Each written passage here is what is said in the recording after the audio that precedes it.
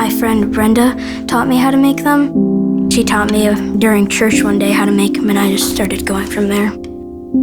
Well, first I was a little upset with her because she learned how to make them during church service. So instead of listening to what she was supposed to be hearing at church, I see her thumbing through these yarns and thinking like, put that away, you know.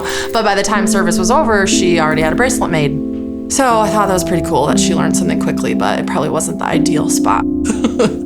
She started making them for fun, and then she had this great idea that she should make them in honor of her uncle. We sell them for 50 cents each.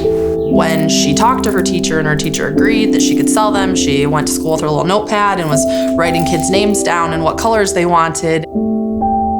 More kids on the bus who didn't even know her from her class were buying, and then pretty soon my teenagers that I teach in high school saw the bracelets, they wanted to know about them, and so I brought a poster that she had made that advertised all her colors, and then they started signing up, and then, you know, it kind of went in a lull for a little bit, so I was like, well, let me just throw it out there to the world on Facebook, and before we knew it, one order turned to 90 orders to turn to 120 orders, and she kind of panicked, and I don't know how many bracelets, probably like 1,000, maybe. She's made lots of money. We're close to over $500 now from these little bracelets.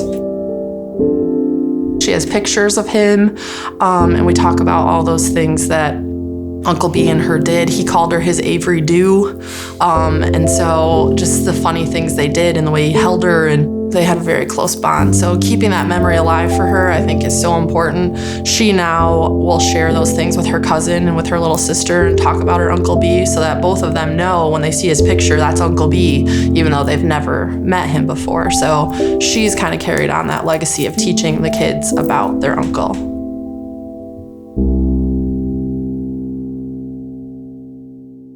We got a call saying that he was at the hospital with a head injury.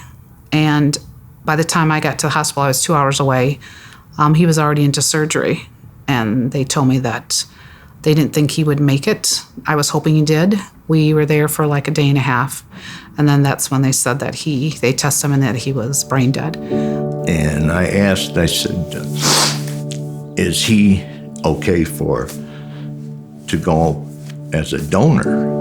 You know, he's 21 years old. You know, I wasn't very familiar with it. I didn't know if it was just livers, hearts, blah, blah, blah. I had no idea that it was everything else, ligaments and knees and so on and so forth. And this doctor kind of blew me away because he looked at me and he said, your son's already an organ donor.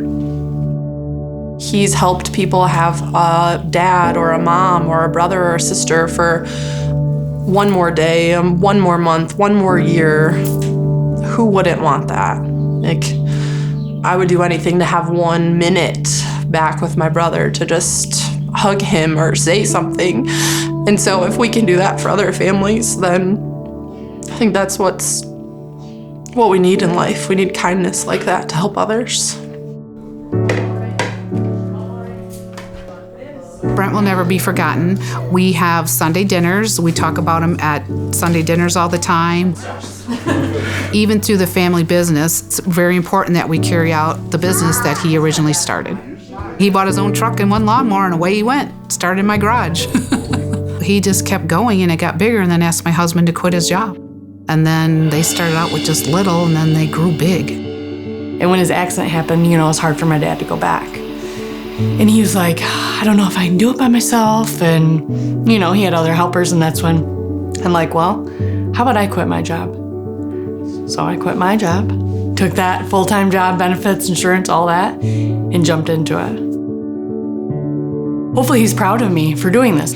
That was his business, that was his baby. I'm trying to live more like him through the business and do things how he would do, or how he did it. Not just my way and think how it's supposed to be done. Just have fun. And like, I don't even think of it, which I know he wanted this too, like, it's not a job. You're not going to work. You're just going to have fun.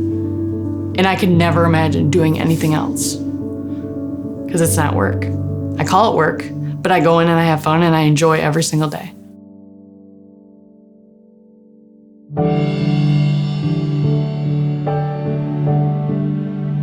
Avery always would making those bracelets always in the back of her mind. She always wanted to raise the money for Gift of Hope.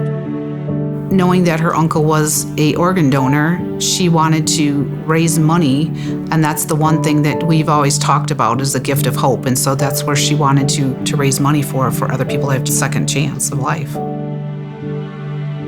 It's pretty amazing to think about a child who thinks beyond her little world. You know, at 10, your world is school and your friends, and for her it's dance and it's her swim team. And then to think that in the back of her mind somewhere, she's thinking about her uncle and organ donation and what that does for people. And to think that a 10-year-old can process all of that is pretty amazing to me. And to know that she's mine is even extra special.